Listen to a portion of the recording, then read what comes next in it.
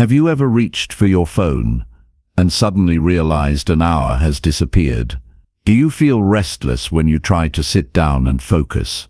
You're not alone. In our daily lives, quick pings, streams of posts, and constant updates pull at our attention and leave us drained. This video will guide you through a dopamine detox that helps calm the noise inside your mind and build real focus. You'll learn simple steps to shut off distracting alerts, feel the quiet return in your thoughts, and notice your breathing slow as your brain frees up energy for deep work. I'll share practical tips you can use right now to break free from constant scrolling and gain control over your time. Stick around to discover how you can train your brain to dive into meaningful tasks, feel less stressed, and achieve more without feeling overwhelmed. Your journey to focus begins today. Chapter 1. Eliminate daily digital triggers that weaken your focus. The truth is, most people don't lose focus because they're lazy.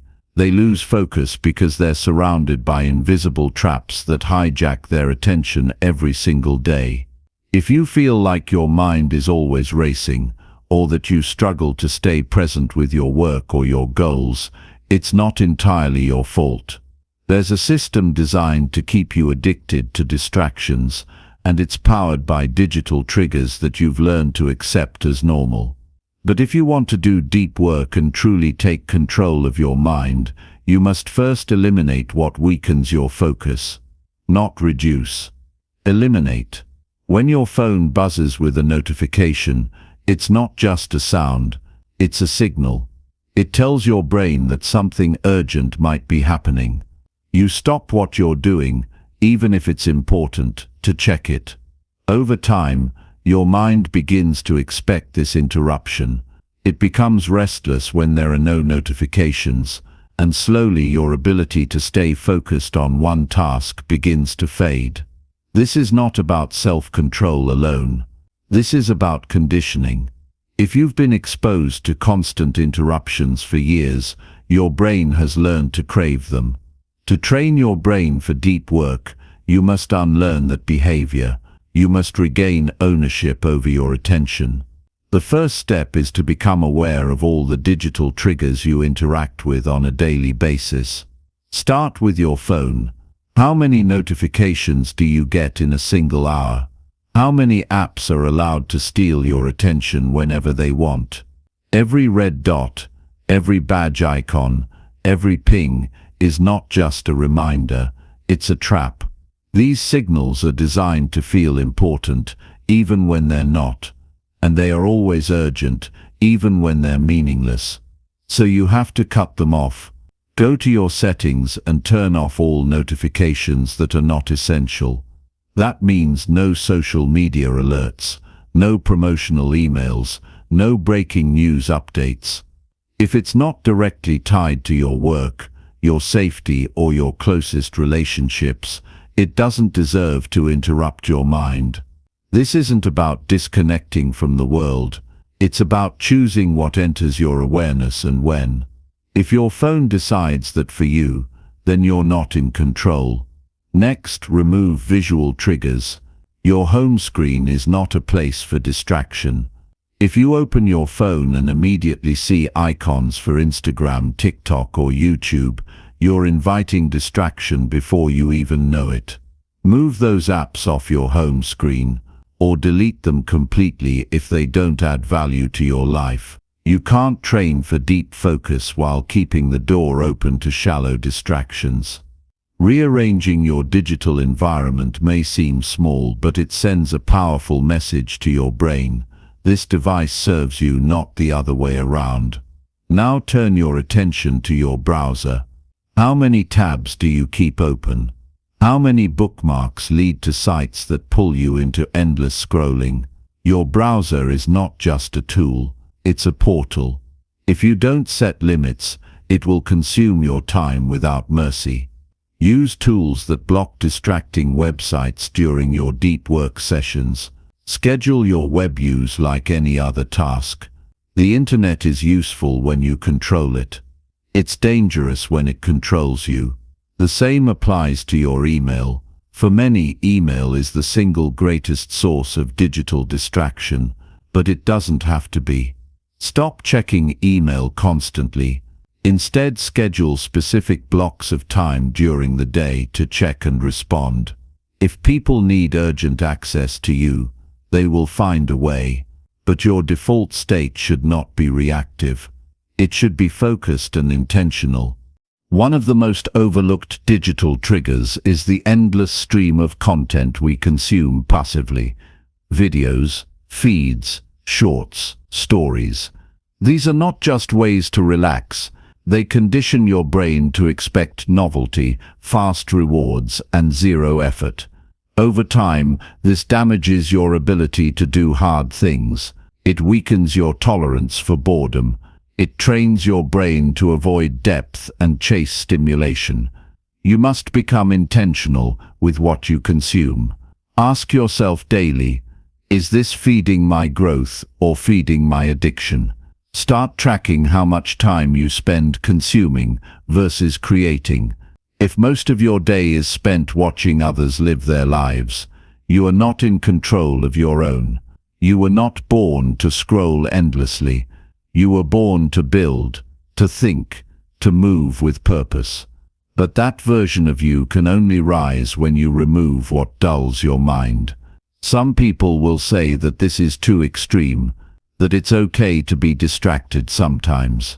That dopamine hits are normal and harmless. But that's only true if you're okay living a life of mediocrity. If you want to achieve something rare, clarity, purpose, deep mastery, you can't follow the habits of people who are lost in distractions. You must choose a different path. One built on discipline, not impulse. Discipline is not about force. It's about clarity. It's about knowing what matters to you and cutting away what doesn't.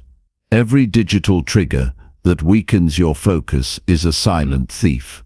It steals your time, your attention, and your ability to stay with the work that matters. You must identify these thieves and lock them out, one by one. You don't need to wait for the perfect day to start. Begin now. Identify 3 digital triggers you can eliminate immediately. Maybe it's turning off all non-essential notifications. Maybe it's deleting an app that drains hours from your day. Maybe it's removing visual clutter from your phone or computer. These small changes create space, and in that space, your mind begins to breathe again. When you remove these digital intrusions, something powerful happens. You start to notice things again. You become more present. Your thoughts slow down. You feel less restless. Your mind no longer jumps from one thing to another like a wild animal.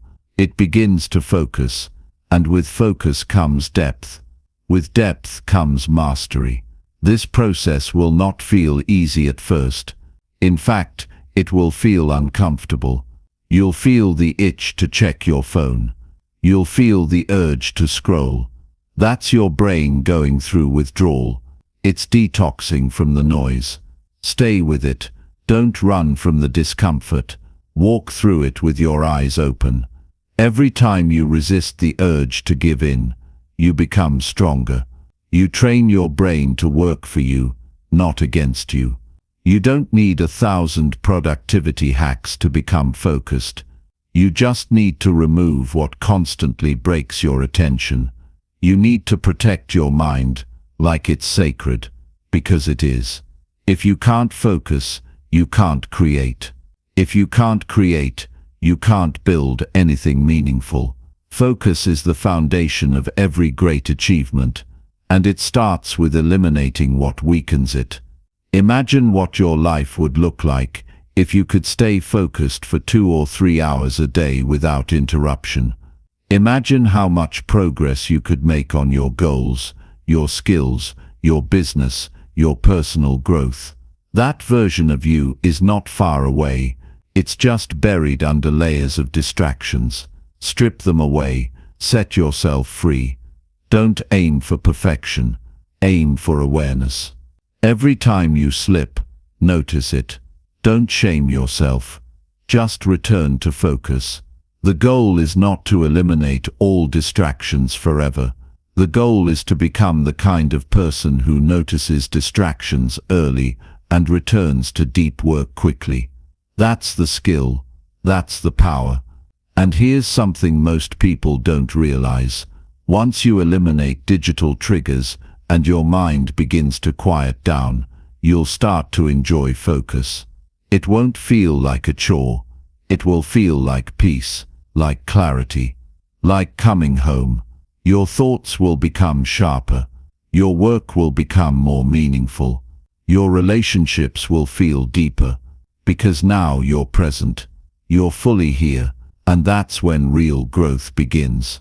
You'll realize that most of what you used to consume added nothing to your life. It was just noise. You were chasing stimulation because you were afraid of silence. But in the silence, you find your strength.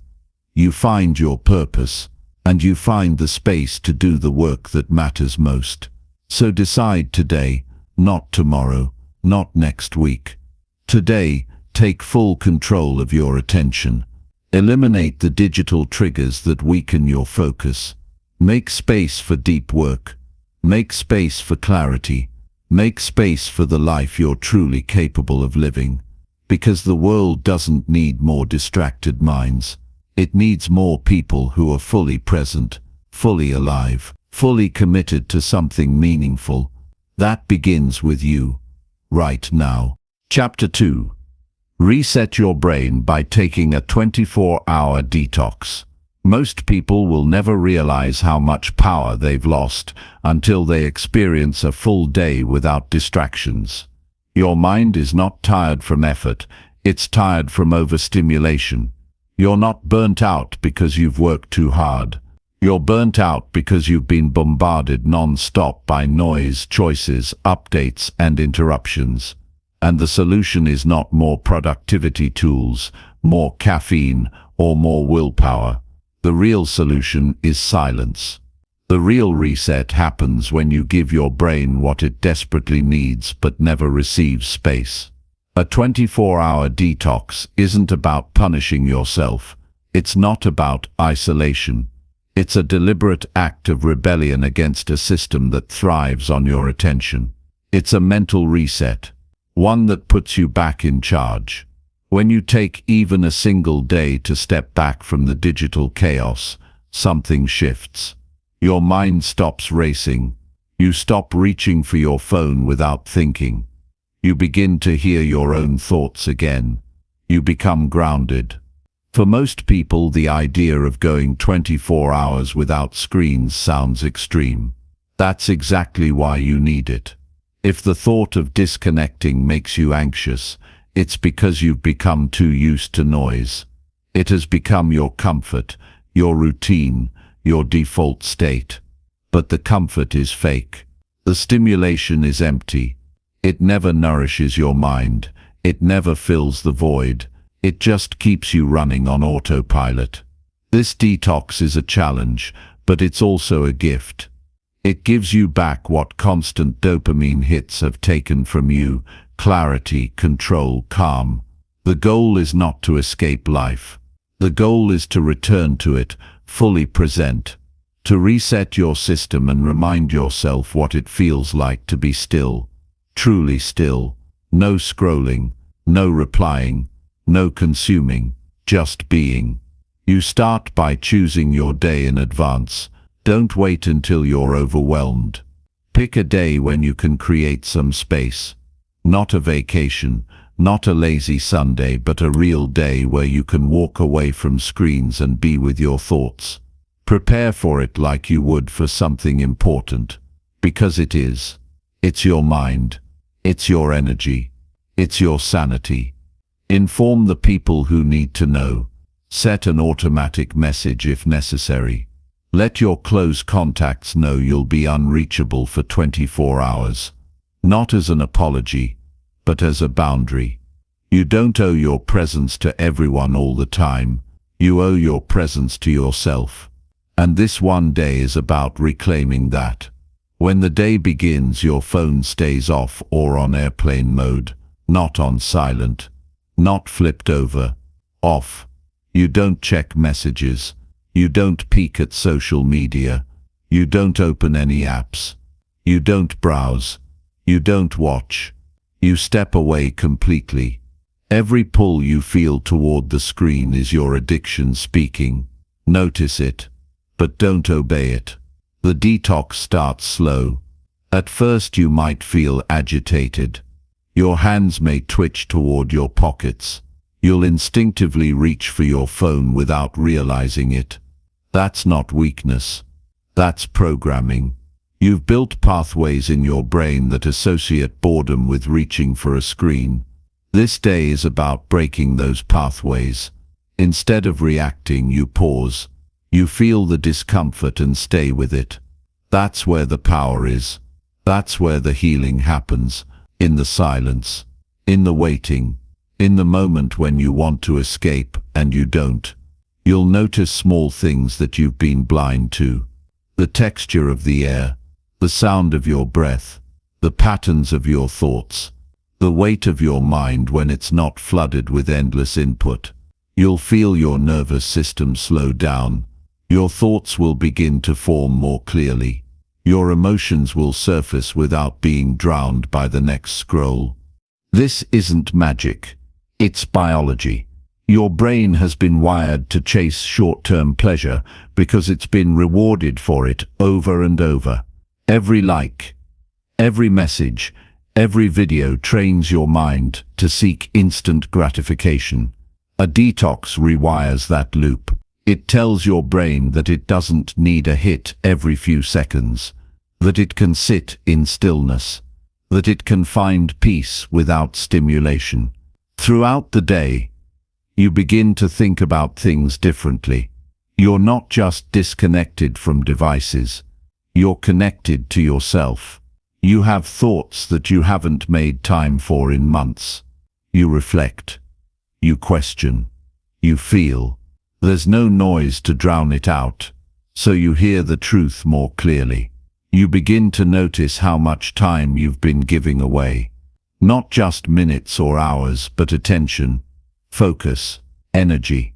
You see how much of your mental strength has been leaking into shallow activities that never truly matter. And you feel the urge to change that.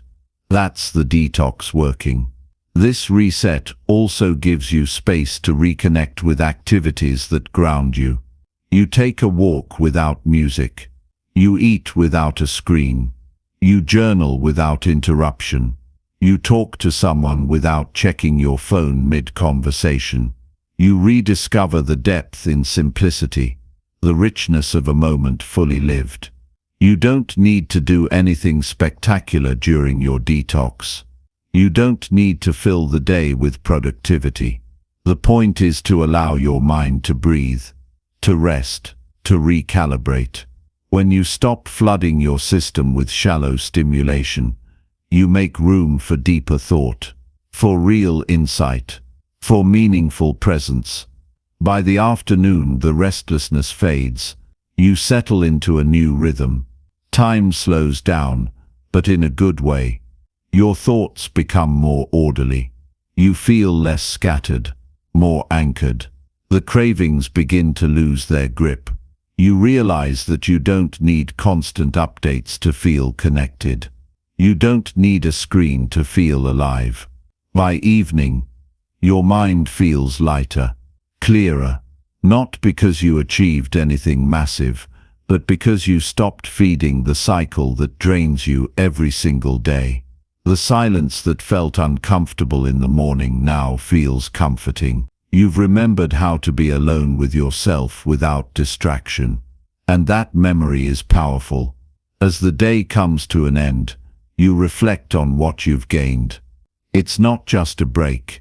It's a reset. A clean slate. You feel more control over your time, more command over your focus. You see the patterns more clearly. You recognize the triggers. You realize how easily you gave away your attention before, and now you know how to guard it. The next morning, When you turn your phone back on, you won't be the same person. You'll feel the difference immediately. The screen won't pull you in with the same intensity. You'll notice how loud everything feels again, how much noise is always waiting. But this time, you won't be unconscious. You'll be aware, and awareness is power. This one-day detox is not the end. It's the beginning of a deeper discipline, a new respect for your mind, a reminder that you always have the choice to step away, to unplug, to return to yourself. The world will keep spinning. The messages will keep coming, but you'll know that none of it owns you. You decide when to connect. You decide when to focus. You decide how your energy is spent. The most important benefit of a 24-hour detox is that it teaches you you're not dependent. You can think clearly. You can feel peace.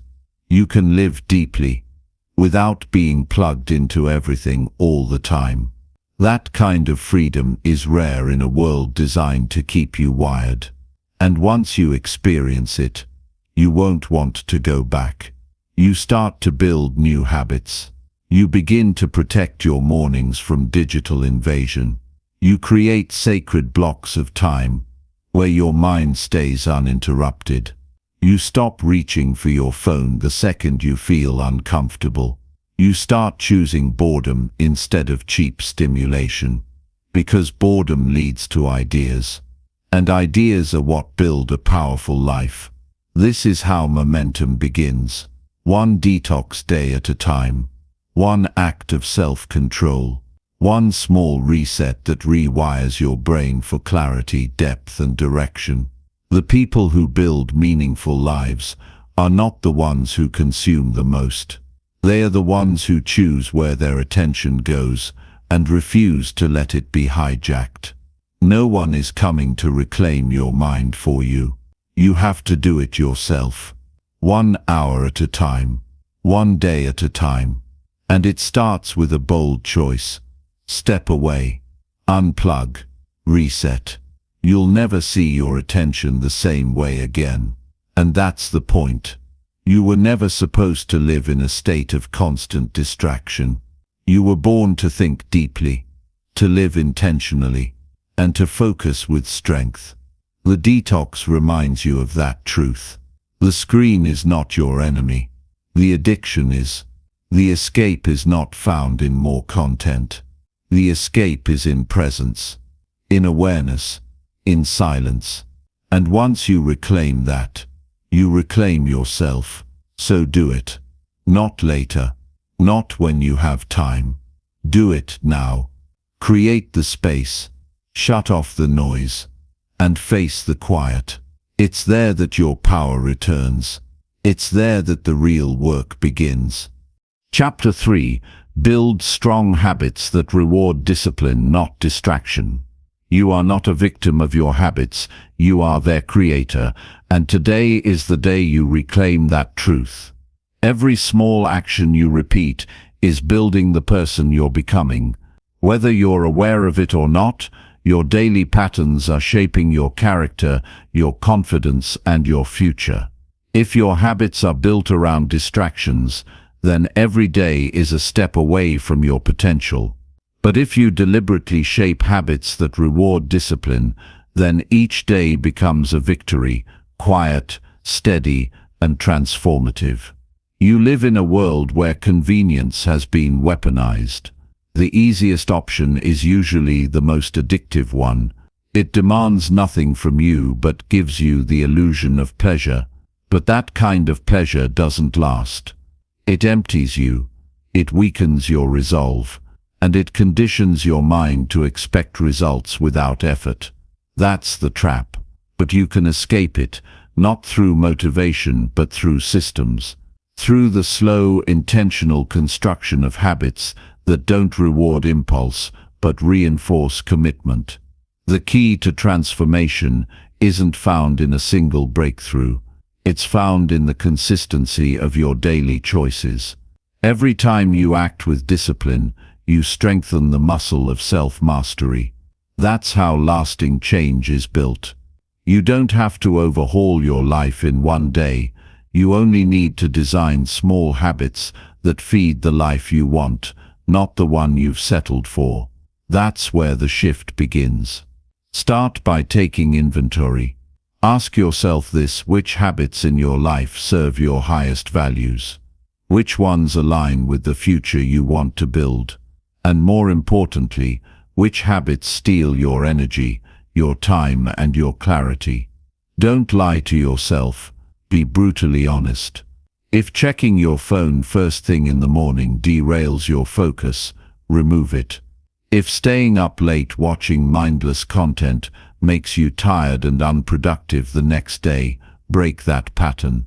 Nothing changes until you do. The habits that matter most aren't always the loud ones.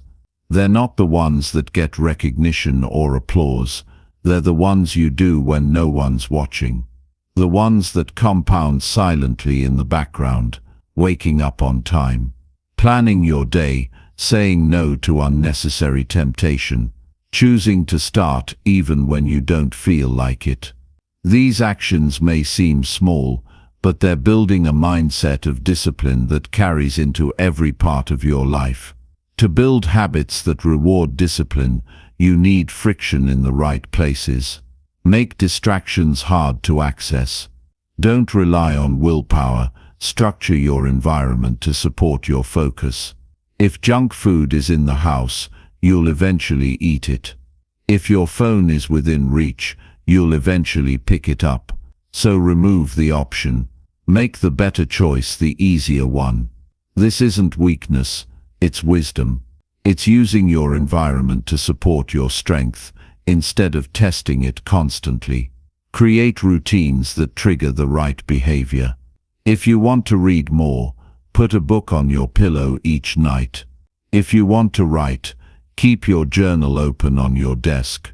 If you want to meditate, prepare the space in advance. These simple cues tell your brain, this is who I am now. This is what I do. Over time, your identity shifts to match your behavior. That's the real goal, not just to act disciplined, but to become someone who values discipline at their core. Remember this truth: discipline is not punishment. It's a gift. It's the highest form of self-respect. When you follow through on the hard choices, you're telling yourself you are worthy of growth, capable of consistency, and committed to something bigger than comfort. You're choosing purpose over impulse, and that choice changes everything. You must also learn to delay gratification. Every time you resist a cheap dopamine hit, you build internal power. When you skip a distraction to stay on task, you're proving to yourself that you are in control, not your cravings, not your mood, not your surroundings. This sense of control is what builds confidence. It doesn't come from results. It comes from knowing that you can trust yourself to act with integrity. Discipline is built in the tension between what you want now and what you want most. Every time you choose the long term over the short term, you make that tension work for you, and eventually it becomes natural. You stop craving the quick reward. You begin to find satisfaction in progress. The kind of satisfaction that doesn't fade when the screen turns off. The kind that lingers. That sustains. That feeds your soul, not just your senses. You must also protect your mornings with everything you've got.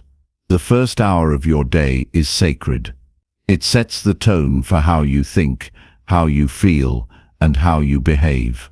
If you start the day reacting, you'll stay reactive. But if you start with intention, with stillness, movement, or planning, you'll take the wheel instead of being dragged through the day. Make it a habit to own your mornings. Even 5 minutes of presence can redirect your entire mindset. In a world built on speed and noise, the most rebellious act is to slow down and choose deliberately. That's what building strong habits is really about: making decisions with clarity instead of being pulled by impulse. Most people wait until they feel inspired to act. That's why most people stay stuck. You must act even when it's hard, even when it's boring, even when it's uncomfortable. That's what separates discipline from motivation. You don't need more inspiration. You need more systems. Systems that make it easier to succeed than to slip.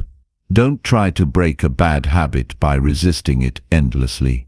Replace it with a better one. If you scroll mindlessly at night, replace it with journaling or reading something that nourishes you. If you binge on content when stressed, go for a walk instead. Redirect the energy. Give your brain a better outlet. Track your habits. Write them down, not to obsess over perfection, but to stay honest with yourself. What gets measured gets managed. When you see your progress, even in small wins, your mind starts to believe that change is possible. That belief is fuel. It drives consistency. It keeps you grounded when the process feels slow. Surround yourself with people who value discipline. Your environment isn't just physical. It's social. If you're constantly surrounded by those who indulge distraction, you'll unconsciously lower your standards. But if you keep company with those who are focused, intentional, and growth-minded, their habits will rub off on you. You don't rise alone. You rise with others who push you to be better. Never forget that discipline is forged in discomfort. When you feel resistance, don't run from it. Lean into it. It means you're growing. It means you're on the edge of transformation. That edge is where the old version of you dies and the new one is born. Every habit you build is a brick in that foundation. Stack them daily, even when they seem small. Over time, they form a fortress of focus, strength, and resilience. Be patient with yourself, but don't be soft. There will be days when you fall off. That's not failure. That's data. Learn from it. Get back up faster. The goal is not perfection, it's progress. The habits you build today may not show results tomorrow, but they will compound. They will shape your behavior, your attitude, your identity, and eventually, your outcomes. Ask yourself each night, did I act from discipline or distraction today? Not to shame yourself, but to stay aware. Awareness is the first step to change. Most people never ask that question. They drift. They let the day control them. But you're not most people. You're building something different, something stronger. You have to want it badly enough. Not just talk about it, not just read about it, but live it. Habits don't stick by accident. They stick through repetition, reinforcement, and reflection. And the more you practice, the more automatic they become. What once took effort becomes your new baseline. That's when the discipline pays off. The strongest version of you is buried under layers of distraction. To uncover it, you must chip away daily. Not with grand gestures, but with consistent action. Make your habits your foundation. Let them carry you through the hard days. Let them remind you of your purpose when motivation fades. This is the path of growth, of real change, of inner strength. It's not flashy, it's not instant, but it's unshakable. When you build your life on discipline instead of dopamine, you build something that lasts, something that can't be taken from you, because it's not based on outside rewards. It's based on who you've become, and who you become will always matter more than what you achieve. Because if your habits are strong, your results will follow. If your habits are weak, your life will fall apart, no matter how talented you are. Discipline is the ultimate advantage. It separates those who wish from those who win, those who dream from those who build. So build the habits that match your highest vision. Start small. Stay consistent. Trust the process. It will be hard. It will be slow. But it will be worth it. And when the world around you continues to chase distractions, you'll know you've chosen something far more powerful: mastery. Chapter 4. Create a work routine that drives deep focus daily. If you want to win, you need to stop treating your work like a casual event and start treating it like war, because the real battle is between your focus and everything trying to steal it. The reason most people fail to get meaningful work done isn't because they aren't talented or intelligent.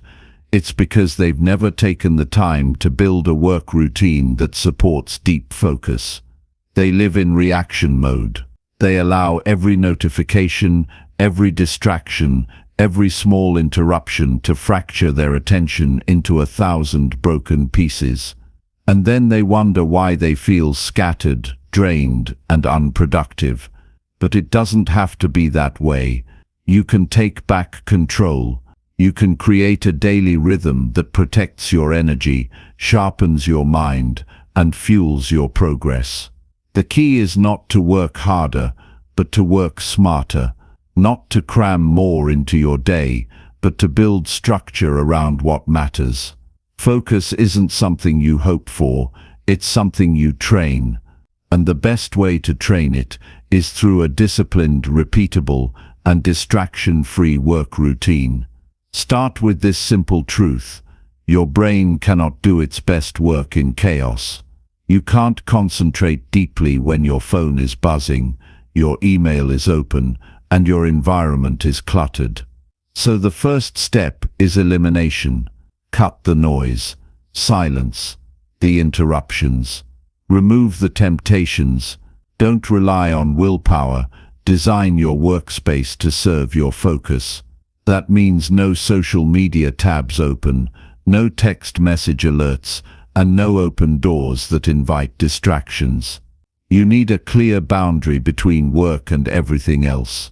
Set a time to begin and a time to stop. Create a ritual to signal to your brain that it's time to enter a different state. Whether it's making coffee, opening a journal, or putting on noise-canceling headphones, anchor your work in a consistent pattern.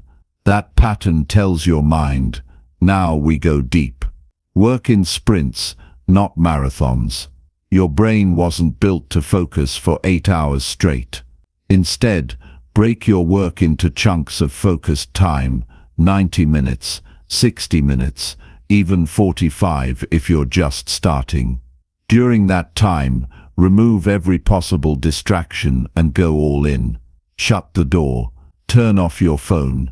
Don't even allow yourself to think about anything else.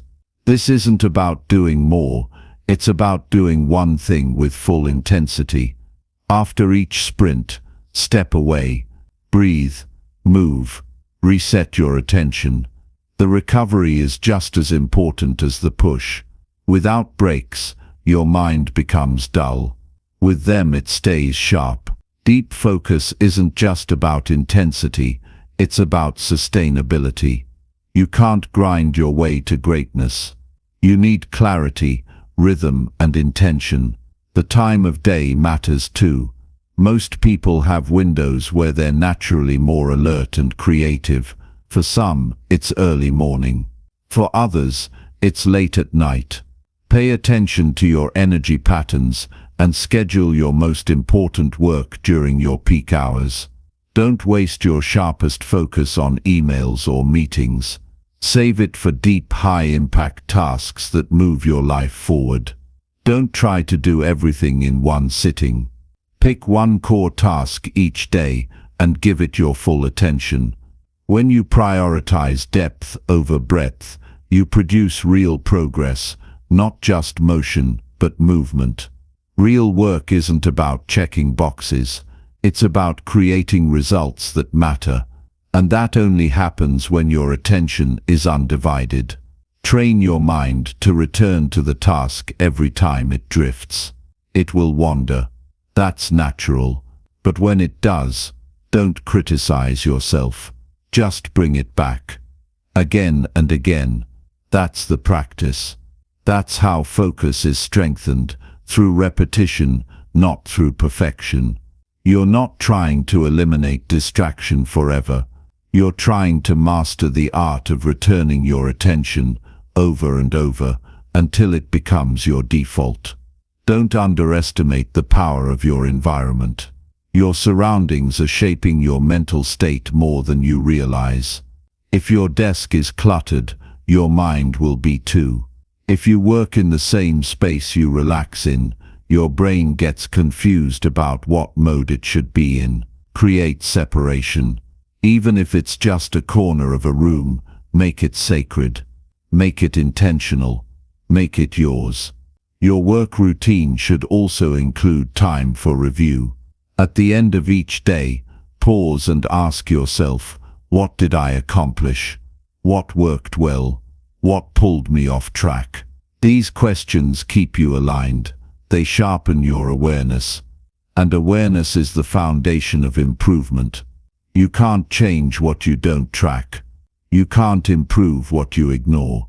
A focused routine isn't just about execution, it's about reflection. Sleep is part of your routine too.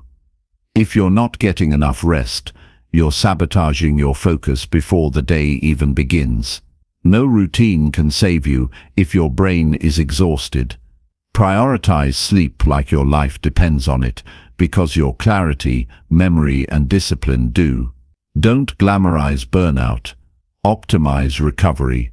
Fuel your body with the right inputs. What you eat impacts how you think. Heavy processed foods slow you down. Clean, whole foods energize you. Hydrate. Move your body. These aren't side notes. They're core parts of a high-performance work routine. You can't produce elite results if you treat your body like an afterthought. Avoid context switching. Every time you bounce from one task to another, you lose momentum. Your brain has to recalibrate, and it costs you time and energy. So batch similar tasks. Group all communication into one window. Save creative work for another. When you switch less, you produce more. Your routine should also include space to disconnect completely. Focus isn't just about what you do when you're working. It's about how you recover when you're not. Make time for stillness, for silence, for hobbies. Let your mind wander on purpose.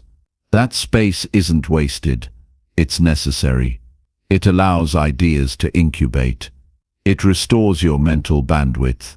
Don't forget the purpose behind your work. Focus is easier when you care deeply about what you're doing. Reconnect with your why. What are you building? Who are you becoming? Why does it matter? The stronger your purpose, the less you'll be pulled by distractions. Purpose fuels discipline. It gives your routine meaning. You don't need a perfect plan. You need a repeatable process. One that keeps you grounded when motivation fades. One that works even on bad days. Discipline isn't about extremes. It's about showing up consistently. That's what a good work routine gives you. A foundation. A system that doesn't rely on feelings, but on commitment. There will be days when you fall off. That doesn't mean you failed. It means you're human. The question is, do you start again? Do you adjust? Do you recommit? The answer to those questions will determine your trajectory. A great routine isn't rigid. It's adaptive. It evolves with you. It supports your growth. Focus is a habit, and like all habits, it must be trained. The more you practice working deeply, the easier it becomes. The more you protect your time, the more you value it. The more you resist distractions, the more you take control of your mind. This is how you become a force. Not through chaos, but through clarity. If you want to do work that matters, work that leaves an impact, work that fulfills you, then you must be ruthless about protecting your time. You must build a routine that demands your best. One that makes it easier to succeed than to drift. one that you can rely on day in and day out, no matter how you feel. This isn't about being perfect. It's about being consistent. The greatest work is never done in one moment of inspiration. It's done through hours, days, and weeks of focused, deliberate effort. That's the secret. Not talent, not luck, but repetition, discipline, process. And the beautiful thing is, anyone can build this. You don't need permission. You don't need perfect conditions. You just need to decide from this moment forward. I protect my focus. I honor my work. I give my full self to what matters. Not once, not sometimes, but every single day. That's how you win. That's how you separate yourself. That's how you build a life of meaning. Not noise.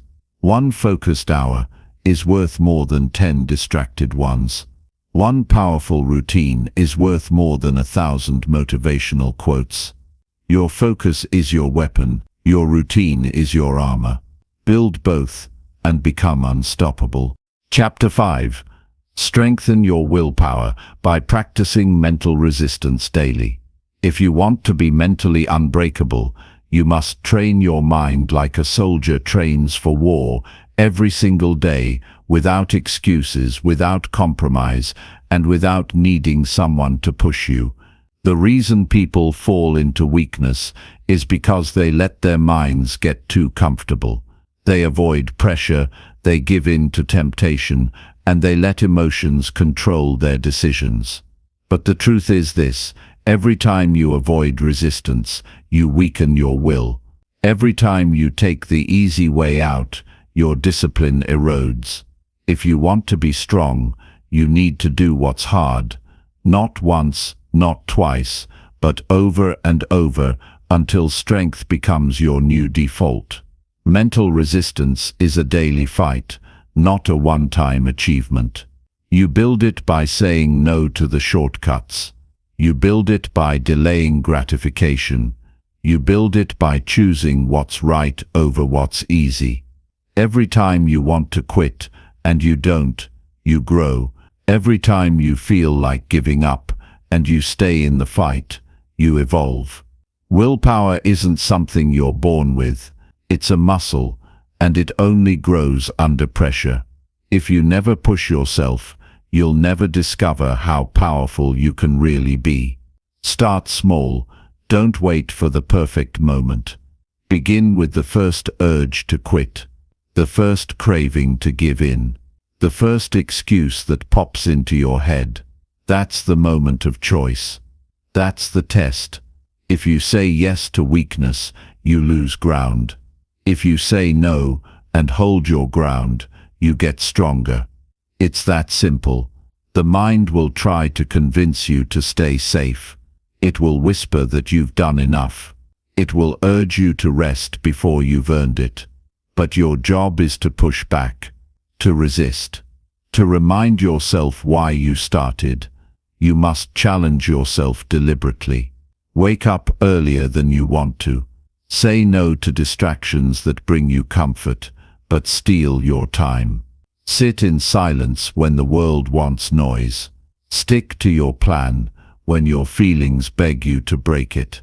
This is how you build willpower, not by avoiding discomfort, but by choosing it on purpose.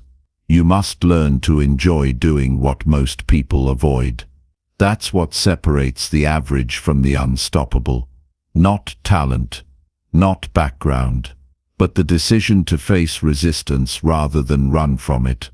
When you practice mental resistance daily, you stop being controlled by your impulses.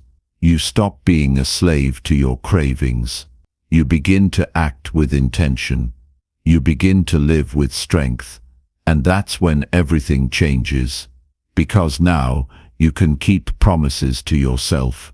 Now you can push past your limits. Now you can finish what you start, no matter how hard it gets. There is no growth without resistance. If you avoid the strain, you stay the same. But if you seek it, you evolve.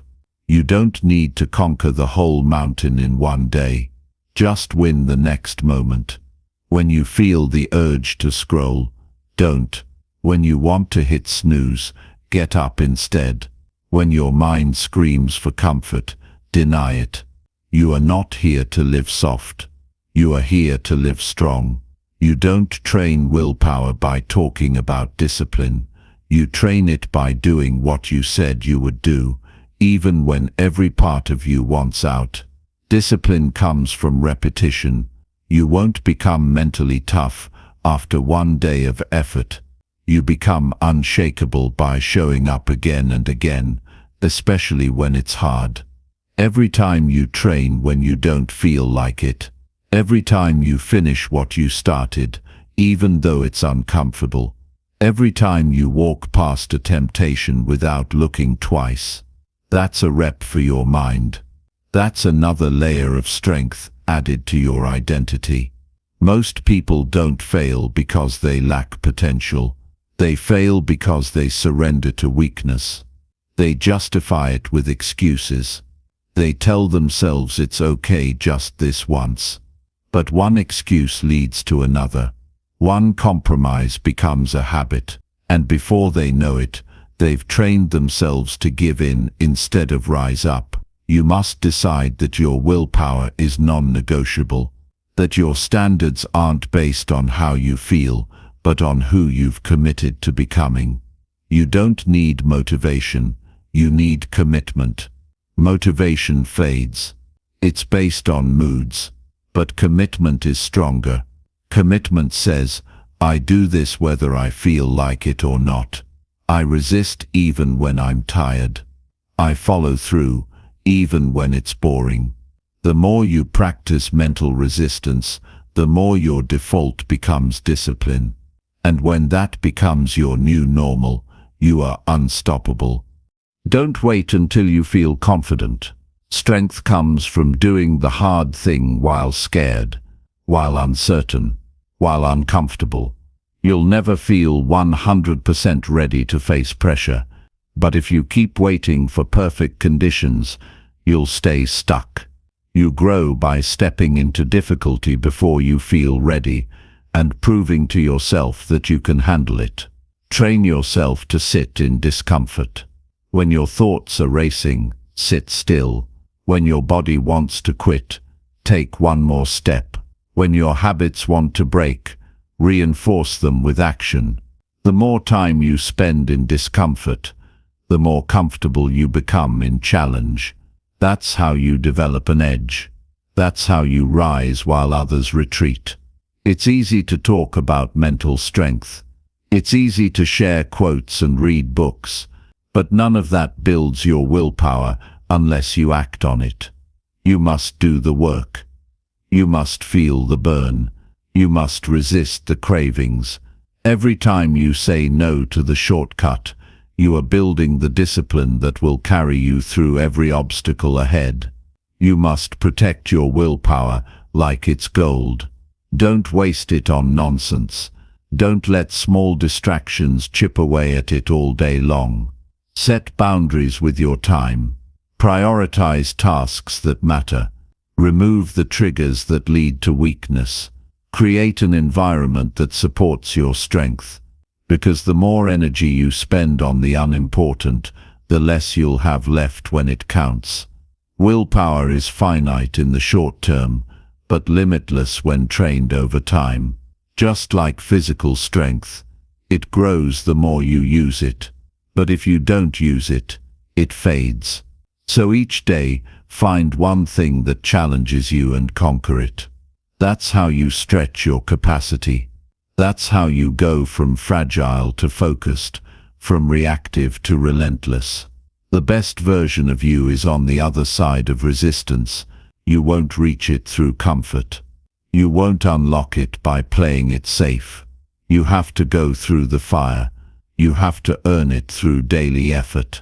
Every time you choose effort over ease, you prove that you are not ruled by your urges. You are ruled by your mission. Stop looking for the easier path. Start looking for the growth. Every challenge is a chance to build willpower. Every difficulty is an opportunity to sharpen your edge. Your job is not to avoid struggle, but to rise through it, to become stronger because of it. That's how resilience is born, not by avoiding the pressure, but by walking straight into it. You must practice saying no. No to the sugar, no to the gossip, no to the distraction, no to anything that weakens your grip on your vision. Your strength is defined by how well you resist what does not serve you. If you want to achieve something rare, you must live in a way most people won't. That means embracing mental resistance as part of your daily life. Make your word law. When you say you'll do something, do it. Not because it's fun, not because you feel like it, but because you said you would. That's where power lives, in the alignment between your intention and your action. Every time you follow through, you build trust with yourself, and that trust becomes the foundation for unshakable will. Your mind will scream for comfort. It will beg for shortcuts.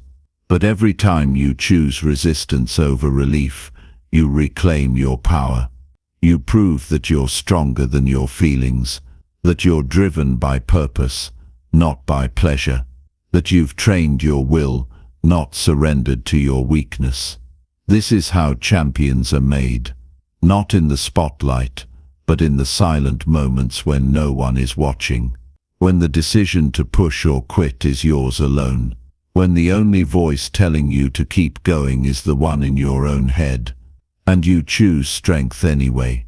You choose to rise anyway. That's what it means to practice mental resistance daily. It means choosing the hard path, because it makes you better.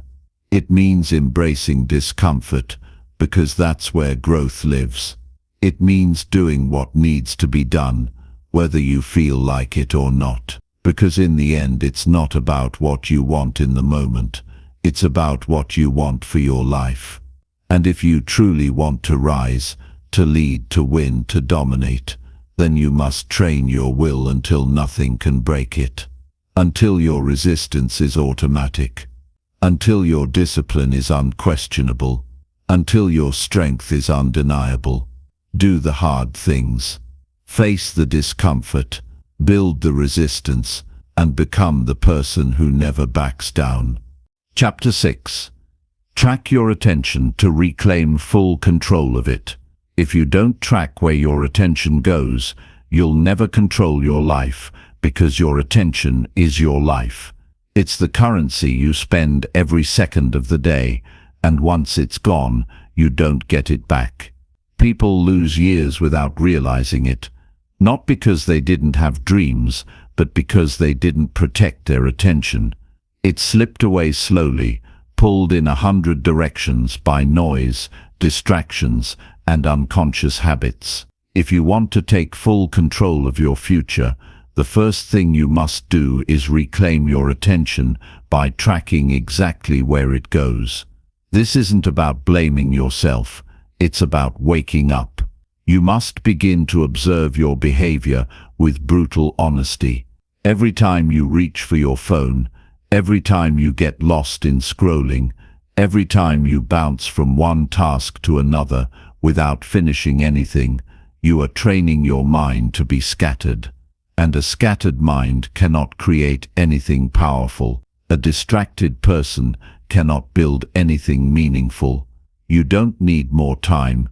You need more clarity about how you're using the time you already have. Start by watching yourself like a scientist. No judgment, just awareness. Where does your attention go the moment you wake up? What thoughts dominate your mind during the quiet parts of the day? What apps do you open without even thinking? What conversations drain your focus? What environments make you lose track of time for the wrong reasons? This kind of honest reflection is uncomfortable, but it's the beginning of power. You can't change what you don't measure. You can't fix what you don't face. People think focus is a matter of willpower, but it's really a matter of design. If you don't design your days, the world will design them for you, and the world is designed to steal your attention. That's not a theory, it's a business model. Your clicks are monetized, your time is being sold. So if you want to be free, you must protect your focus like a fortress. You must be relentless about tracking what captures your mind, and then consciously remove what doesn't serve your mission. You can't afford to live on autopilot.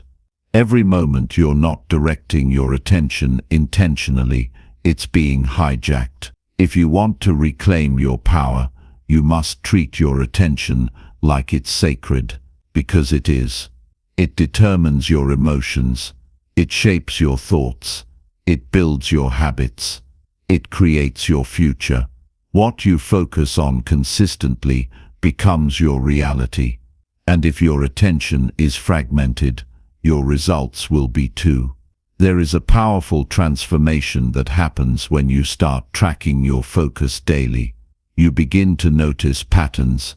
You realize how much energy is wasted on tasks that don't matter.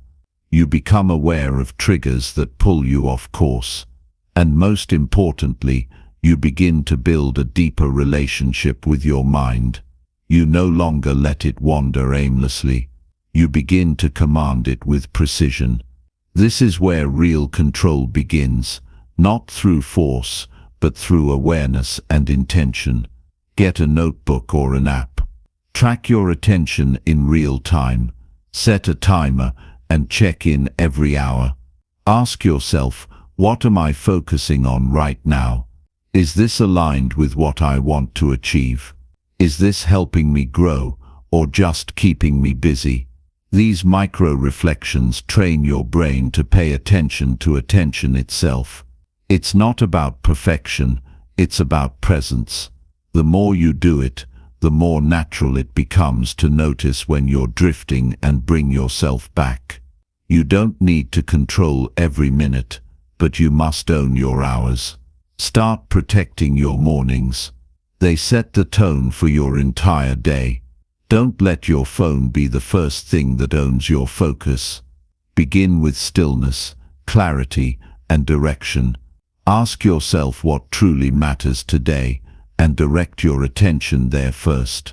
You are not a robot. You are a human being with limited energy. Don't waste it on low-value inputs. Reclaiming your attention doesn't require more tools, it requires discipline. It's not about downloading more productivity apps. It's about removing what weakens your clarity. You must declutter your digital life. Turn off notifications that don't serve you. Create time blocks where you disconnect from noise. Give yourself permission to focus on one thing without guilt.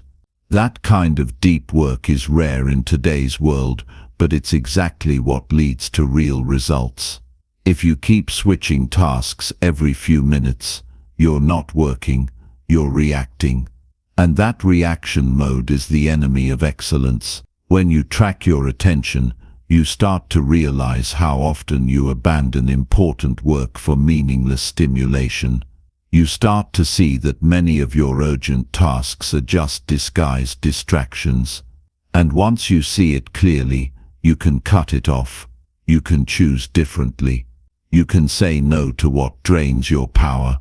There's a kind of inner strength that comes from mastering your attention. You walk through the world with more presence. You stop being tossed around by notifications, urges, and impulses. You no longer give your energy to every headline, message, or meaningless opinion. You become calm in chaos. Focused in a noisy world, that level of control is rare, but it's available to anyone willing to track where their energy goes. Your ability to focus is your most valuable asset in a distracted world.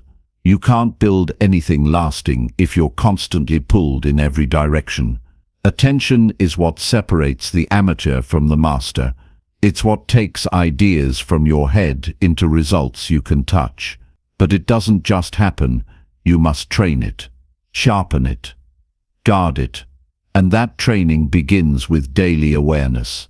Ask yourself every day, what am I giving my attention to, and is it worth it? Not everything deserves your time. Not every thought deserves your energy. Not every problem is yours to solve. And not every voice deserves to be heard by you. You must filter relentlessly, because your attention, once spent, cannot be refunded. Be ruthless with what you allow into your mental space. This isn't about being cold, it's about being intentional. When you track your attention long enough, you begin to reclaim your time. You begin to reshape your habits. You stop drifting into distractions and start directing your energy toward what matters. That is how you build momentum. That is how you begin to feel in control, not just of your tasks, but of your entire life. You move with clarity. You act with intention. You stop feeling behind because you've stopped wasting what matters most, your focus. Attention is like sunlight. Scattered, it warms. Focused, it burns through steel. If you want to accomplish anything extraordinary, you must channel your attention like a laser. That means no more multitasking. No more bouncing between tasks. No more surrendering your focus to every buzz or beep. Choose your focus, lock it in, and stay with it longer than your comfort wants you to. The more you do this, the easier it gets. You begin to feel the difference between shallow work and deep focus. You stop chasing stimulation and start craving clarity. You realize how much faster you can execute when your mind is all in. And you begin to separate yourself from the masses, not by talent, but by attention. Because most people never pay attention to their attention, and that's why they stay stuck. You are not here to live distracted. You are here to do something meaningful with your time. But meaning requires effort. It requires focus. It requires sacrifice. If you want clarity, you must give up chaos. If you want momentum, you must stop scattering your energy. If you want to move forward, you must cut off everything that pulls you backward. Track it all. Watch your patterns. Study your own behavior like a discipline. You'll see where the leaks are. You'll see what needs to go. You'll see the habits that serve you and the ones that don't. And from that awareness, you gain power. You no longer move through life reacting. You begin to respond with purpose, with precision, with strength. You don't get your life together by accident. You get it together by tracking what you allow to enter your mind, where you place your energy, and how you invest your time. Attention is not just mental, it's spiritual. What you focus on, you feed. What you starve, dies. The more you train your focus, the stronger you get. The stronger you get, the more you can create. And the more you create, the more you realize how important this one discipline is: mastering your attention. So start today.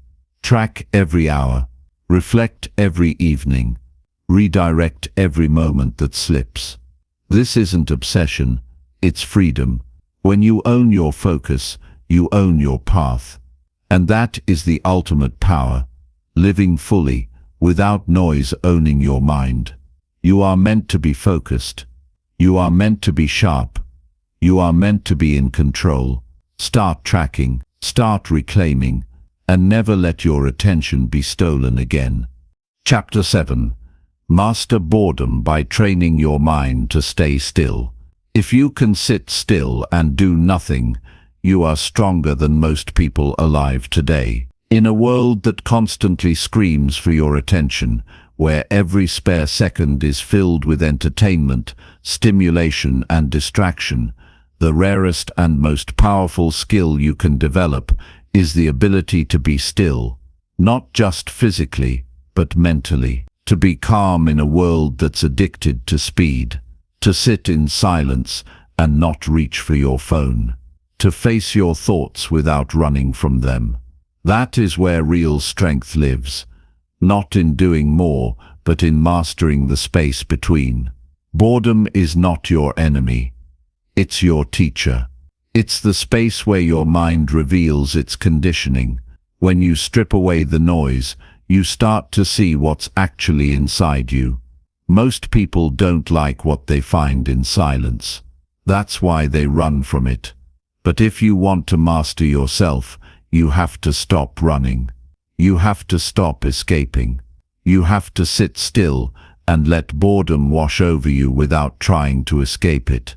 Because beyond that discomfort is clarity, discipline, peace. When you force yourself to be constantly entertained, you train your mind to expect stimulation. And a mind that constantly seeks stimulation cannot focus, cannot think deeply, and cannot create anything meaningful. That's why most people struggle to stay with one task. That's why they start something and never finish. Their mind is wired to flee boredom, and in doing so, they sabotage their own potential. You don't build greatness through excitement. You build it through consistency, through doing the work even when it's dull.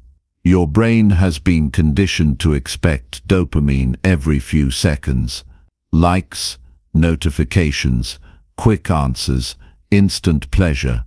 And as long as that loop continues, you will never access the power of deep work. You will never be able to concentrate for long periods. You'll never develop patience. But if you can sit quietly, even for 10 minutes, and just observe your thoughts without acting on them, you begin to change that pattern. You start training your mind to stop reacting and start observing. You take your power back. Stillness is not laziness, it's discipline. It's learning to control your reactions, your thoughts, and your urges. When you train your mind to stay still, you begin to slow down your internal chaos. You stop chasing the next thing. You begin to see that peace is not something you find, it's something you train. And boredom becomes a tool for growth. It reveals your triggers. It exposes your impulses. It shows you where your mind tries to escape. And once you see that, you can change it. Every time you reach for your phone during a quiet moment, you're teaching your brain that boredom must be avoided. But what if you resisted that urge? What if you just let that uncomfortable silence sit there without trying to fill it? That's mental resistance. That's training. That's rewiring. And if you do that every day, even for short moments, you become mentally stronger. You stop being a slave to your cravings. Stillness is where real creativity lives. It's where your best ideas are born. But you'll never reach that depth if you're always running from silence. You have to be willing to sit through the discomfort, to be bored without distraction, to let your mind wander and return. That's how focus is forged, not in noise but in discipline. If you can learn to enjoy doing nothing, even just for a little while, you unlock a level of strength most people never touch. Modern life conditions you to be reactive. Everything is fast, urgent, and designed to hook your attention. But you don't have to live that way. You can build a different kind of mind. A still mind, a focused mind, a powerful mind. And it begins with sitting still. Just you and your thoughts. No screen, no music, no scrolling. Just stillness. Just boredom. Just quiet. That is the foundation of mastery. You don't need to escape your mind. You need to understand it. And that understanding only comes in silence. You have to stop filling the gaps. Stop masking the discomfort. Stop avoiding the void. Because the void is where transformation happens. It's in that space where your old habits get exposed, where your ego quiets down, where your truth rises. And most people never experience it because they run every time boredom shows up. There's a reason the greatest thinkers, writers, and leaders all valued solitude. It's not because they were antisocial, it's because they understood that stillness sharpens the mind. It reveals the unnecessary. It cuts through the noise, and it allows them to operate from clarity instead of chaos. You can have that too, but only if you stop running from boredom and start using it. Set time every day to do nothing. Just sit. Watch your thoughts. Breathe. Don't judge. Don't label. Just observe. In the beginning, it will feel unbearable. Your mind will scream for stimulation. You'll want to quit. You'll want to reach for your phone, check a message, do anything but sit. But that discomfort is the training. That tension is the process. If you stay with it, you get stronger. This isn't about meditation. It's about mastery. You are teaching your mind to listen, to obey, to follow your command, not its own impulses. And once you can sit still in the storm, you can move powerfully through the world. You become harder to distract, harder to shake, harder to manipulate. Because your mind belongs to you now, not to everything that tries to steal it. When you train your mind to stay still, you start to see your real priorities more clearly. You become less reactive. You stop chasing temporary highs. You build patience, which most people lack. You begin to value long-term gain over short-term comfort.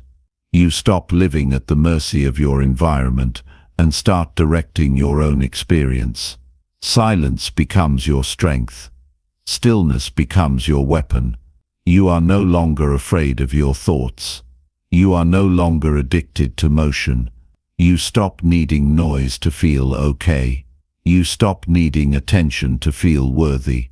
You become grounded, calm, clear, and that clarity becomes the force that drives your actions. Not pressure, not chaos, not panic, just clear, calm intention. Your environment won't teach you this. Society won't reward you for sitting still, but you must do it anyway. Because everything you truly want, peace, focus, confidence, inner strength, begins with your ability to be still in a world that never stops moving. If you can master boredom, you can master anything, because boredom is just your mind begging for distraction.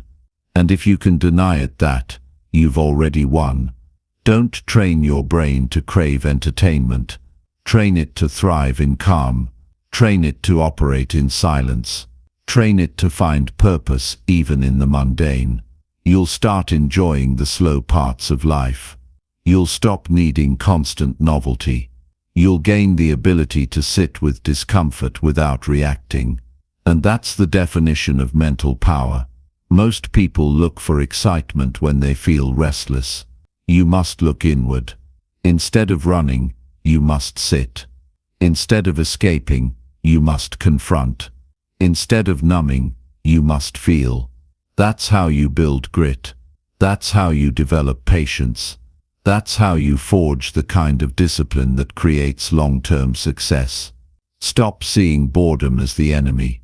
Start seeing it as the doorway. Every time you resist the urge to escape it, you gain strength. You become more centered, more grounded, more in control. You start to realize you don't need more things. You need more awareness. And that awareness only comes when you stop, sit, and listen. Let yourself feel the itch. Let your thoughts race.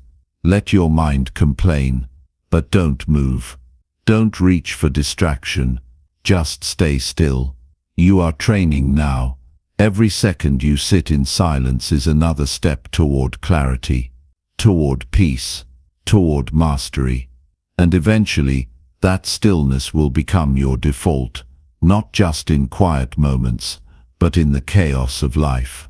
You'll begin to respond instead of react.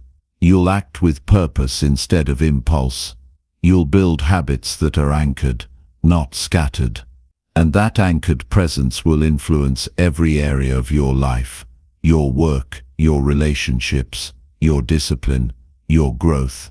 All of it starts with training your mind to stop running and simply be. If you can do that, if you can sit with your own mind without trying to escape it, there is nothing in this world you cannot face.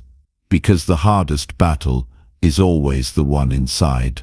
And once you win that, everything else becomes manageable. Everything else becomes secondary. The chaos out there cannot touch the stillness in here. So begin, today, 5 minutes, 10 minutes. No phone, no screen, no noise.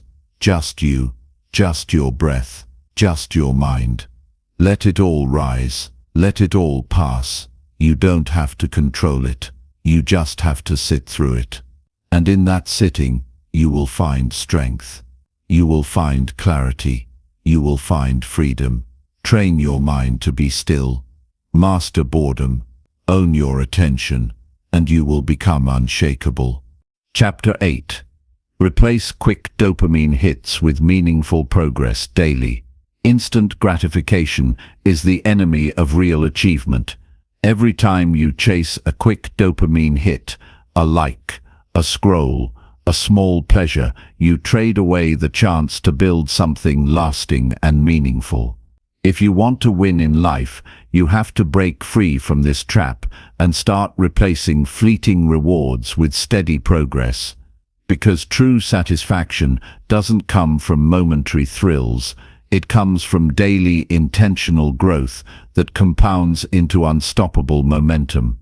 Our brains are wired to seek pleasure and avoid pain. That's natural. But in today's world, the way pleasure is delivered is designed to be fast, easy, and addictive. Notifications ping constantly, videos autoplay, endless options exist for distraction, all giving you tiny bursts of dopamine to keep you hooked.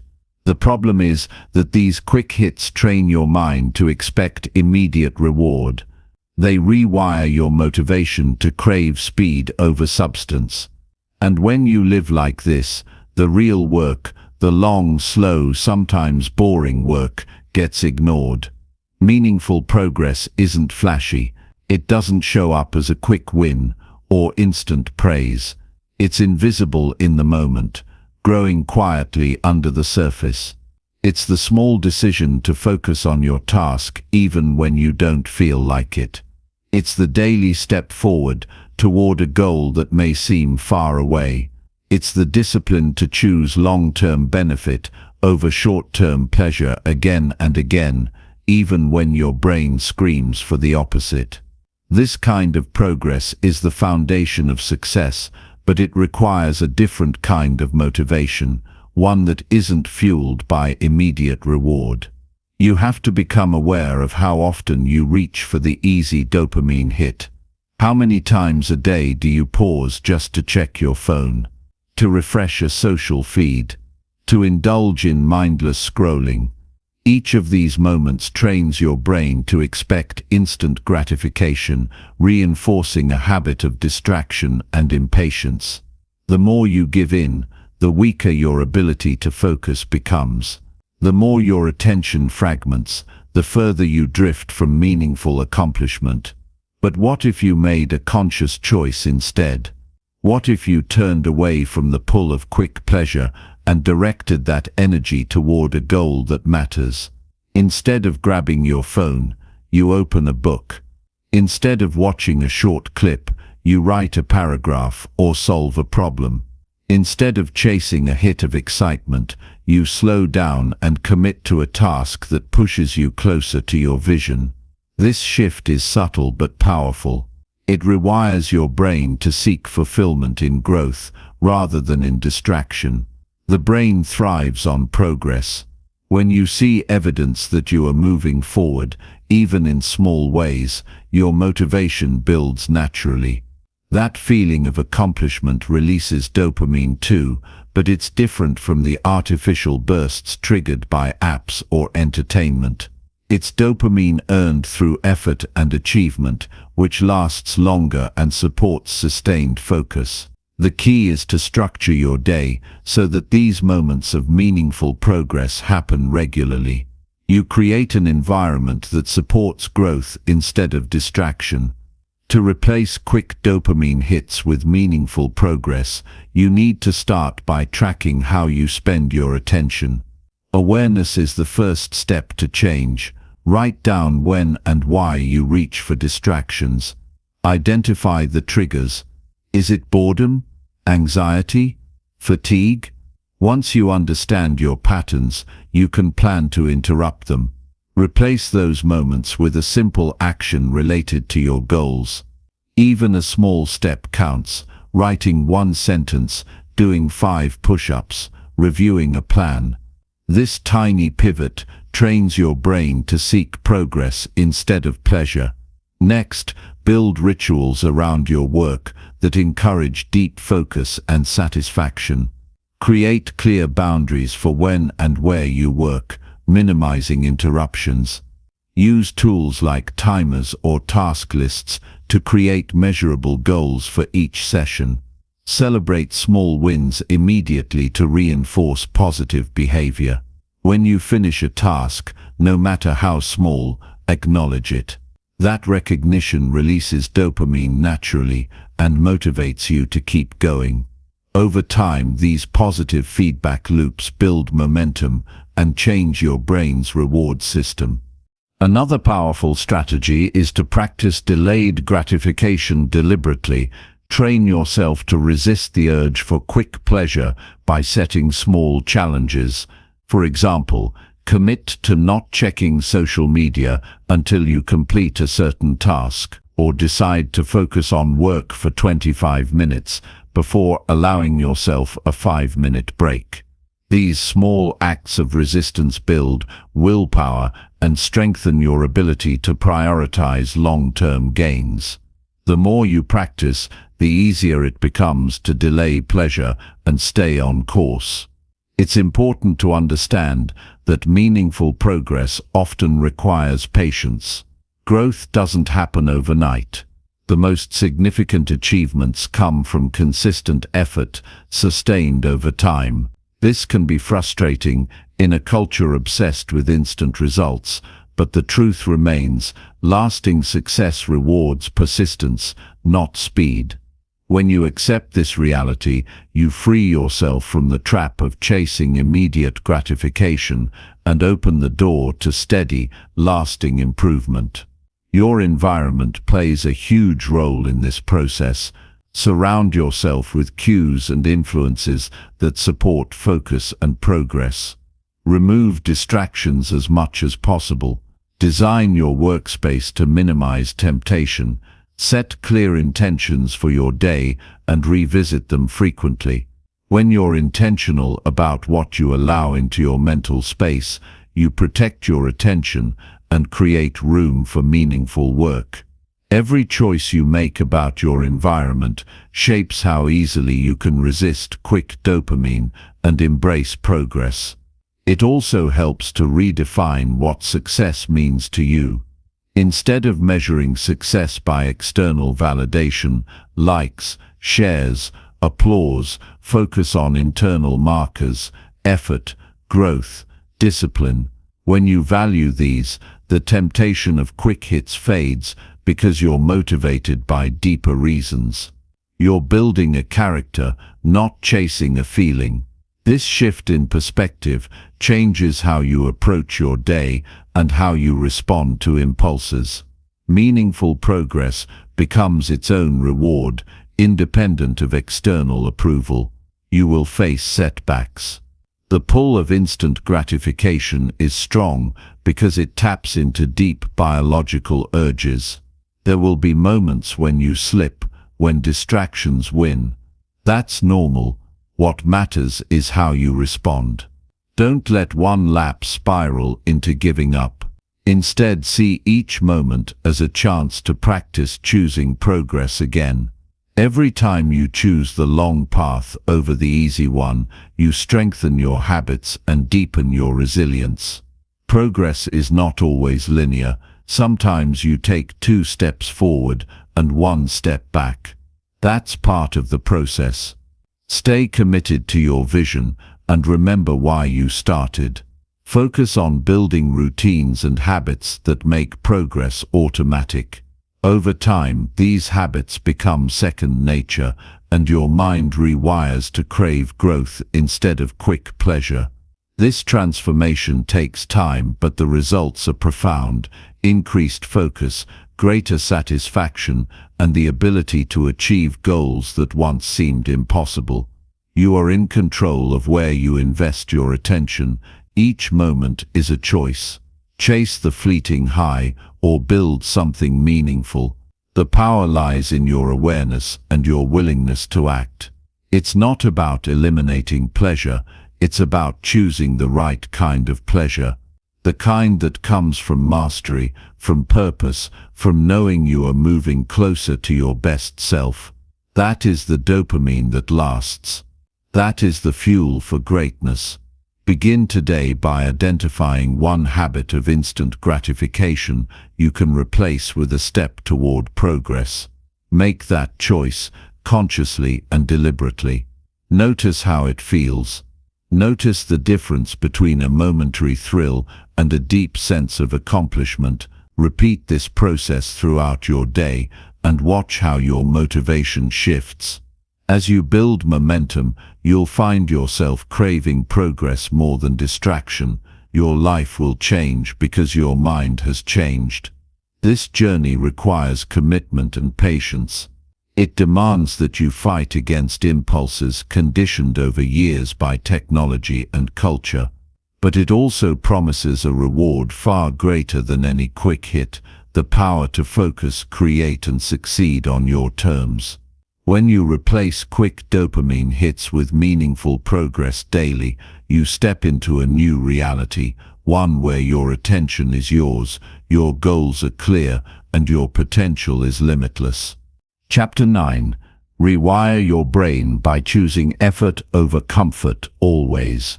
True transformation begins the moment you decide to choose effort over comfort every single time. It's in those moments of struggle, when your body wants to rest and your mind craves ease, that you rewire your brain to become stronger, sharper, and unstoppable. Comfort is a trap disguised as safety, and effort is the pathway to growth, freedom, and true mastery. If you want to live a life of purpose, excellence, and fulfillment, you must make the deliberate choice to seek challenge and discomfort rather than avoid it. Our brains are wired to conserve energy and avoid pain. This instinct has kept humanity alive for millennia, protecting us from dangers. But in today's world, comfort often looks like convenience: endless scrolling, binge-watching, quick fixes, and shortcuts that numb rather than nurture. These comforts condition your brain to expect ease and reward without struggle. The problem is that when you feed your brain this way, it stops craving growth. It gets lazy and complacent. You become stuck in cycles of stagnation disguised as rest. Rewiring your brain requires consistent, conscious effort to override these deep biological impulses. It's about training your mind to see discomfort as a signal for opportunity rather than threat. Every time you choose effort over comfort, you create new neural pathways that strengthen your resolve. This process changes your baseline. Over time, what once felt difficult becomes normal, and what once was easy now feels insufficient. This shift opens doors to higher performance and greater satisfaction in life. Choosing effort means embracing the reality that growth is a process often marked by struggle. There is no shortcut around pain or challenge. Whether it's physical training, mental discipline, or emotional resilience, the path forward is paved with hard work.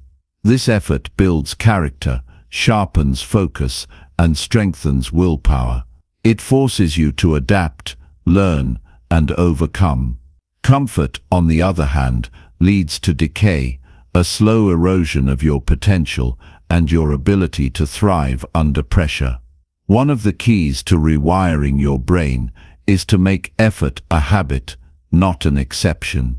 It's easy to push yourself once in a while when motivation is high. But true growth demands consistency. Showing up every day, choosing the hard path when the easy one calls louder, is what separates those who succeed from those who settle. This means setting clear intentions and following through even when you don't feel like it. When you build this kind of discipline, you build a brain wired for effort. It helps to start small and build momentum. Effort doesn't always mean massive struggle. Sometimes it's the little things: getting up early, saying no to distractions, completing a tough task, pushing through fatigue. These small acts compound over time and create a foundation for bigger challenges. Each moment of deliberate effort trains your brain to expect reward from growth instead of comfort. This rewiring makes it easier to sustain effort when things get truly difficult. Another essential practice is to reframe discomfort in your mind. Instead of seeing it as something to avoid, view it as a signal that you are growing. Discomfort means your brain and body are stretching beyond their current limits. This is a sign of progress, not failure. When you shift your perspective this way, effort becomes less intimidating and more motivating. You learn to welcome challenges because you know they are transforming you. You must also cultivate patience and resilience during this process. Rewiring your brain does not happen overnight. It's a gradual journey filled with setbacks and breakthroughs. You will face moments of doubt, frustration, and temptation to revert to comfort. When these moments come, remind yourself why you chose effort in the first place. Focus on the long-term benefits: strength, confidence, mastery, rather than the short-term relief of ease. Your environment can either support or sabotage this transformation. Surround yourself with reminders of your commitment to effort. This could be quotes, accountability partners, or structured routines that encourage pushing through resistance. Remove or limit access to comforts that distract or drain your motivation. When your surroundings align with your goals, it becomes easier to stay the course and strengthen your brain's wiring for effort. It's also vital to monitor your internal dialogue. The stories you tell yourself shape your reality. If you constantly justify comfort or avoidance, your brain will reinforce those patterns. Instead, cultivate a mindset that celebrates challenge and effort. Speak to yourself with encouragement and clarity. Affirm your ability to endure discomfort and grow from it.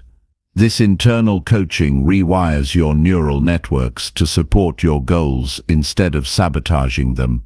Physical activity is one of the most effective ways to practice choosing effort over comfort. When you push your body beyond its easy limits, your brain adapts to handle stress better. Exercise releases chemicals that improve focus and resilience, strengthening both body and mind. The habit of physical effort spills over into mental and emotional areas, making you more capable of facing challenges in every part of your life. Equally important is the commitment to continuous learning. Growth requires effort, not just in action but in thought. Challenging your beliefs, acquiring new skills, and embracing feedback stretch your mind beyond comfort zones. Intellectual discomfort is often avoided because it feels like failure, but it is essential for lasting change. The brain rewires itself through new experiences and knowledge, becoming more flexible and capable. Effort is not about reckless struggle or burnout. It's about deliberate, sustainable challenge aligned with your values and goals. Knowing when to rest and recover is part of the process. Comfort is necessary in moderation as a tool for restoration, but it must never become the default. The balance between effort and rest is what creates growth without collapse. Choosing effort over comfort also builds confidence. Every time you face difficulty and come through stronger, you prove to yourself that you are capable. This self-trust fuels further effort and resilience. You start to see setbacks not as threats but as opportunities to test and expand your strength. This cycle of challenge and triumph rewires your brain to expect success through effort. The rewards of rewiring your brain for effort extend far beyond achievement. You cultivate mental toughness that carries you through uncertainty and adversity.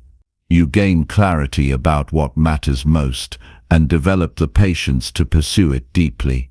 Your sense of self-worth shifts from external validation to internal mastery. Effort becomes a source of joy and identity rather than a burden. At its core, this transformation is a daily commitment to choose what builds you over what comforts you. It is a radical act of self-respect and purpose.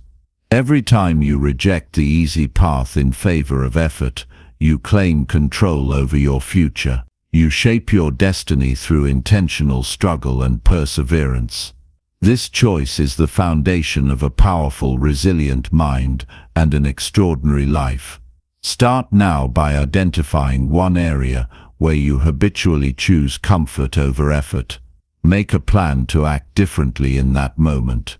Prepare yourself mentally and physically for the discomfort ahead. When the temptation to retreat comes, remind yourself that this is exactly where growth lives. Celebrate every effort, no matter how small. With each choice, your brain rewires itself to crave challenge and reject complacency. This journey requires courage because it pushes against your instincts.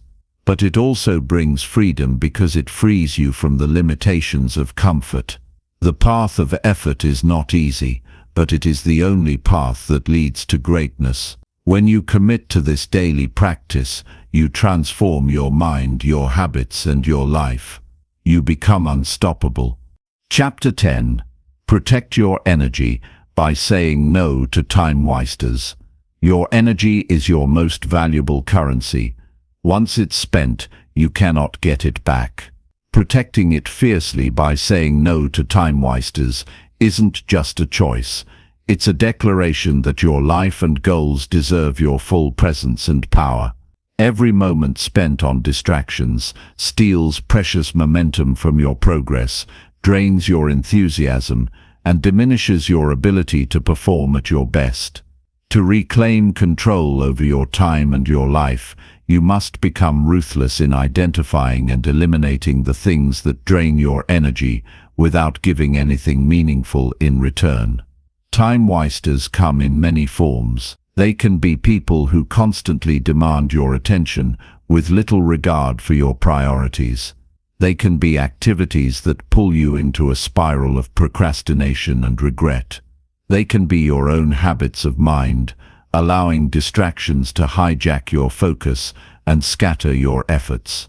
Recognizing these energy drains is the first step toward protecting your power. Awareness leads to action, and action is the only way to build boundaries strong enough to guard your time. Saying no is often uncomfortable because it challenges social expectations. We are conditioned to please others, to avoid conflict, and to say yes to opportunities even when they don't serve us. But every time you say yes to a time waster, you say no to yourself. You sacrifice the hours you could have invested in your growth, your dreams, or simply your peace of mind. Understanding that your no is a form of self-respect changes the dynamic. It's not rejection, it's preservation. You will find that many time wasters prey on your sense of obligation or guilt. A colleague asking for a favor that doesn't align with your goals, a social invitation that leaves you exhausted, endless notifications from apps designed to keep you hooked. These all tug at your attention with subtle but relentless force. Learning to say no firmly and kindly, without over-explaining or apologizing, is a skill that frees you from these traps. Your time is limited, and protecting it requires clear, consistent boundaries. It is essential to evaluate how you currently spend your time. Tracking your activities honestly reveals where your energy leaks occur. You might be surprised how many hours slip away in low-value tasks disguised as necessary or urgent. These are prime targets for elimination or delegation. When you consciously cut out or reduce these time wasters, you create space for what truly matters. This space fuels productivity, creativity, and fulfillment. Your environment influences your ability to guard your energy. Digital distractions are some of the biggest culprits today. Social media, endless news feeds, and constant alerts fragment your attention and create a false sense of busyness. Limiting your exposure to these stimuli, turning off notifications, scheduling specific times for checking messages, and creating tech-free zones reclaims your focus.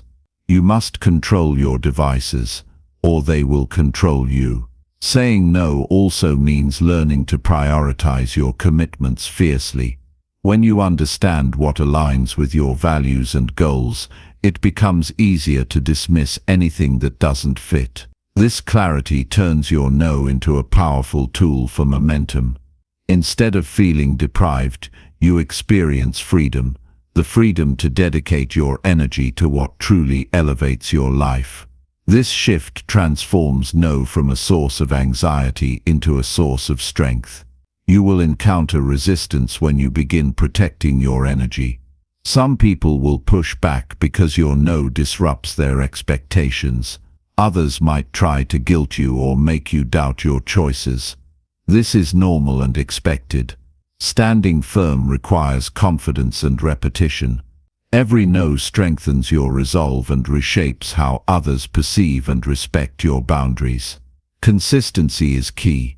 Your energy is worth every ounce of your effort to protect it. Delegation is another powerful strategy. Not every task requires your personal involvement. By entrusting low-priority activities to others, you free yourself to focus on higher-impact work. This requires trust and clarity in communication, but the payoff is immense. You protect your energy by focusing on the things only you can do, amplifying your influence and effectiveness. Learning to say no also extends to your internal dialogue. Sometimes, the biggest time wasters are your own distractions, negative self-talk, procrastination, or indecision. These internal barriers drain your energy as surely as external distractions. Cultivating awareness of these patterns and interrupting them with focused action strengthens your mental energy. Your mind is the commander of your time. When it wanders, your energy dissipates. Self-care is not indulgence, but a necessity for protecting your energy. When you are physically and emotionally depleted, your resistance to time wasters weakens.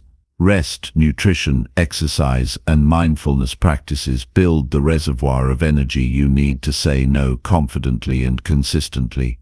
Protecting your energy is not just about cutting out drains, but also about replenishing your strength regularly. Every time you say no to a time waster, you reclaim a piece of your life. This reclaimed time becomes your secret weapon. You can use it to pursue learning, build relationships that matter, or engage deeply with your work.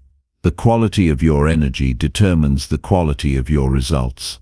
Protecting it creates a positive feedback loop. More energy leads to better outcomes, which fuels even more energy. In a world designed to fragment your attention and scatter your focus, protecting your energy is an act of rebellion. It says that your goals, your peace, and your happiness are not negotiable. It empowers you to live intentionally rather than reactively. You become the architect of your time, shaping your life by the choices you make every moment.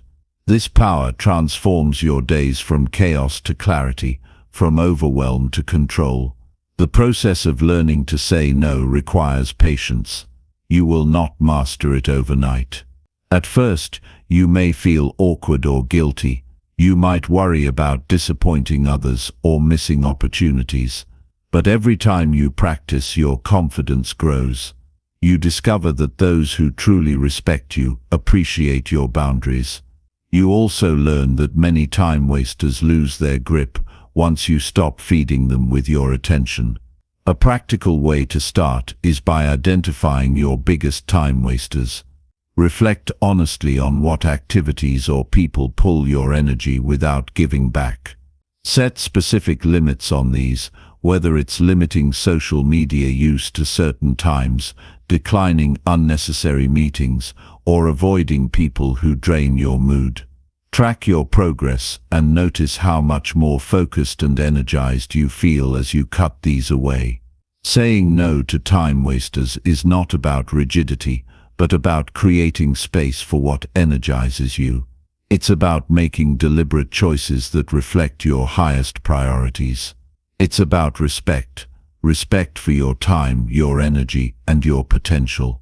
This respect manifests in action, in every no you say, and every yes you reserve for what truly matters. By protecting your energy, you reclaim your power. You break free from the tyranny of distraction and busyness. You create a life where your time works for you, not against you. You become more present, more effective, and more fulfilled. Saying no to time wasters is the foundation of this transformation. It is the daily practice that builds the fortress around your energy, allowing you to thrive in a world full of demands. Start today by making one commitment. The next time a time waster tries to steal your attention, say no without hesitation. Practice this until it becomes instinctive. Celebrate each victory and watch as your energy grows, your focus sharpens, and your life expands. Protecting your energy is not just a habit, it is the key to unlocking your highest potential.